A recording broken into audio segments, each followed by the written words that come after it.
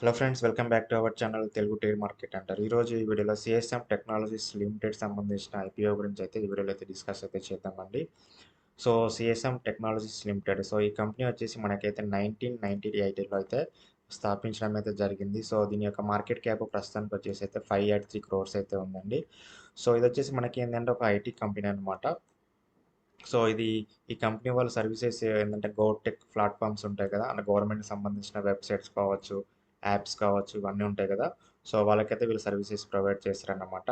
అలాగే మెయిన్లీ ఏంటంటే agriculture, education, health care, tourism, industry, public services, exam సంబంధించిన so ఈ అన్ని ప్లాట్ఫామ్స్ కూడా వీళ్ళైతే సాఫ్ట్వేర్ డిజైన్ చేసి వీళ్ళే డెవలప్ చేసి వీళ్ళే సర్వీసెస్ అనేది ప్రొవైడ్ చేస్తారన్నమాట.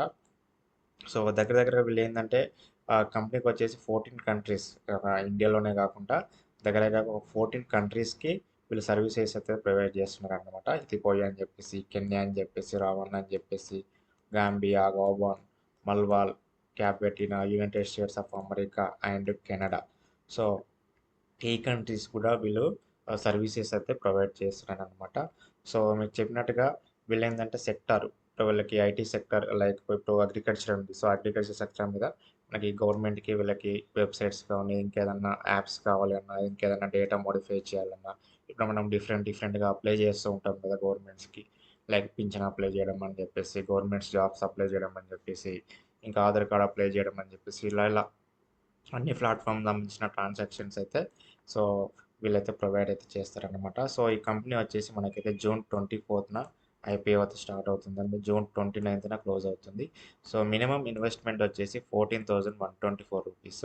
సో లాట్ సైజ్ వచ్చేసి 132 షేర్స్. ప్రైస్ రేంజ్ వచ్చేసి 107 to 113 రూపీస్ అయితే ఉందండి. సో 145 క్రోర్స్ అయితే ఇష్యూ సైజ్ అండి. సో మనకి అలాట్మెంట్ వచ్చేసి జూన్ 30, జూలై 2న ఎన్ఎస్సి అండ్ బిఎస్లో అయితే లిస్ట్ అవుతుంది. సో మనకి 145 క్రోర్స్లో సో మొత్తం కూడా ఫ్రెష్ ఇష్యూ అన్నమాట. అంటే ఈ 145 కోట్లు కూడా మొత్తం కూడా కంపెనీకి వెళ్ళిపోతాయి. ఇంకా అమౌంట్ అనేది ఏ షేర్ హోల్డర్స్ కానీ ఎవరికి కూడా వెళ్ళదండి.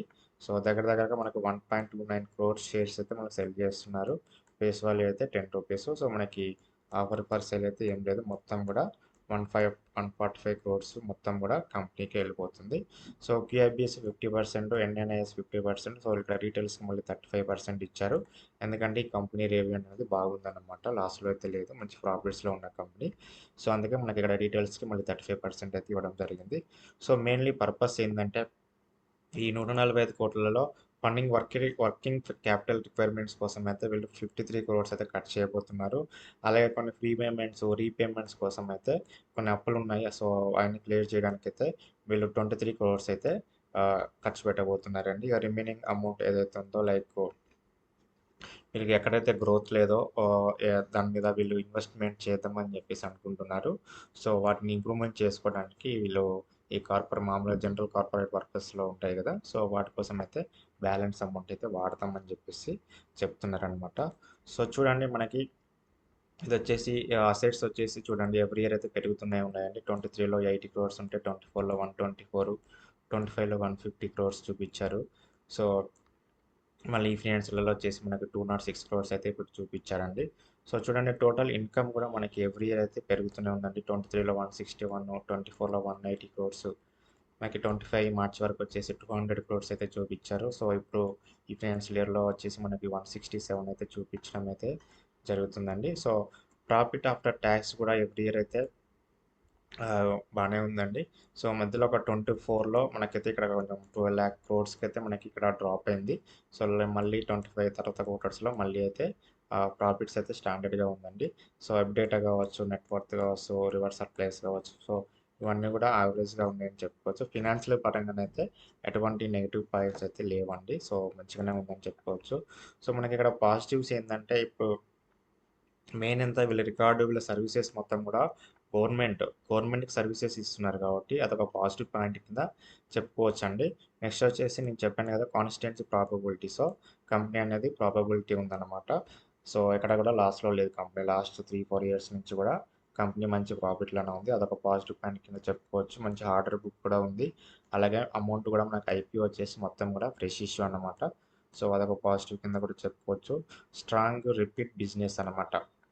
ఎవరైతే కస్టమర్స్ ఇంతకుముందు సర్వీస్ చేయించుకున్నారో వాళ్ళే మళ్ళీ మళ్ళీ రిపీట్‌గా వస్తున్నారనమాట. సో, అదొక పాజిటివ్ కింద చెప్పుకోవచ్చు. So, decent profitability ratios. So, ఓవరాల్‌గా చూసినట్లయితే కంపెనీకి సంబంధించిన ఆర్డర్ బుక్స్ కావచ్చు, ఇన్‌కమ్ కావచ్చు. సో, అన్నిటి పరంగానైతే కంపెనీ అయితే పాజిటివ్‌లో ఉందని చెప్పుకోవచ్చు. సో, మీకు నెగెటివ్ కిందకొచ్చేసరికి హయ్యర్ కస్టమర్ కన్సంట్రేషన్ అంటే దగ్గర దగ్గర వీళ్ళకి 10 కస్టమర్స్ వీళ్ళకున్న అందరు కస్టమర్లలో 10 కస్టమర్స్ నుంచే వీళ్ళకి 70-80, 90% అనేది రెవెన్యూ వాళ్ళ దగ్గర నుంచే వస్తుందన్నమాట. సో, ఆ 10 కస్టమర్‌లో ఎవరైనా ఒకరిద్దరు లాస్ అయిందనుకోండి. సో, అక్కడ మనకి కంపెనీ మీద ఇంపాక్ట్ పడే ఛాన్స్ ఉంటుందన్నమాట. సో, అక్కడ ఇదొక నెగెటివ్ కిందనైతే చెప్పుకోవచ్చు. ఆ జియోగ్రాఫిక్ అన్సర్టెనిటీ రిస్క్‌లు అనేది కామన్ అండి. సో, మనకి ఇక్కడ ఇదేంటంటే వీళ్ళ సర్వీసెస్ ఎక్కువగా ఇండియాలో ఉన్నాయి. బట్ మెయిన్‌లీ ఏంటంటే ఒడిస్సా. మనకి అటు ఈస్ట్ సైడ్ ఉంది కదా! ఈ ఒడిస్సా సైడు, రాజస్థాన్. సో, ఇటు సైడ్ ఏందంటే ఎక్కువగా వీళ్ళు డిజైన్స్ అది వీళ్ళు ప్రొవైడ్ చేస్తున్నారనమాట.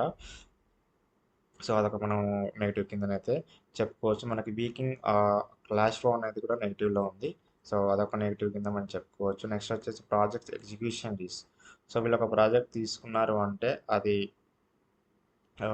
విన్ త్రూ రేట్ అనేది కాంపిటీటివ్ బీటింగ్ అంటే లైక్ ఒక్కొక్కసారి ఏంటంటే డిలే అవుతూ ఉంటుంది. ఒక్కొక్కసారి వర్కర్స్ అంటే ఎంప్లాయీస్ దొరకక సమ్ ప్రాజెక్ట్ అనేది డిలే అయిపోవడం వల్ల వీళ్ళకి కాస్ట్ పెరిగిపోవడము. సో, అలాంటి సందర్భాలలో మనకి నెగెటివ్ ఛాన్సులు వచ్చే అంటే కంపెనీ మీద ఇంపాక్ట్ పడే ఛాన్స్ ఉంటుందన్నమాట. ఇప్పుడు అది ఏ సాఫ్ట్‌వేర్ కంపెనీ అయినా సరే అంతే నేను ఒక ప్రాజెక్ట్ వచ్చిందంటే వాళ్ళు ఒక డెడ్‌లైన్ ఇస్తారు. ఆ డెడ్‌లైన్ లోపల మనం సబ్మిట్ చేస్తేనే మనకి ప్రాఫిటబుల్‌గా ఉంటాము. మనం ఇచ్చిన కమిట్మెంట్ సక్సెస్ అవుతుంది. మనకు అన్నీ కూడా కాస్ట్ కూడా అక్కడ ఉన్న మన బడ్జెట్‌లోనే అయిపోతుంది. ఒకవేళ ప్రాజెక్ట్ కనుక డిలే అయిందనుకోండి. సో, మనకి ఎంప్లాయీస్ సాలరీస్ ఇవ్వడం గానీ, లైక్ ఇంకా కాస్ట్‌లు పెరిగిపోవడం గానీ జరుగుతూ ఉంటాయి కదా! సో, అదొక నెగెటివ్ కిందనైతే చెప్పుకోవచ్చండి. సో, జీఎంపీ వచ్చేసి ప్రస్తుతానికైతే రూ. 4 ఉందంటే ఆల్మోస్ట్ ఒక 3.5% మీదైతే యాస్ పర్ మార్కెట్ డేటా ప్రకారం అయితే ఉందండి. సో, ఇది ముందు ముందు ఛాన్స్ పెరుగుతదా? తగ్గుతదా? అయితే చూసుకోవాలి. ఎందుకంటే మనకు ఇది చాలా టైం ఇచ్చారు. 29థ్ వరకైతే అప్లై చేసుకోవచ్చు. సో, దీని మీద ఎంతమంది ఇంట్రెస్ట్ ఉన్నారు? ఏందనేది మనకు అప్‌కమింగ్ డేస్‌లో అయితే తెలుస్తుందండి. సో, ఈ వీడియో గనుక నచ్చినట్టయితే లైక్ చేయండి, షేర్ చేయండి. నా కంటెంట్ గనుక మీకు యూజ్‌ఫుల్‌గా ఉంటే ఛానెల్‌ని అయితే సబ్స్క్రైబ్ చేసుకోండి. Thank you.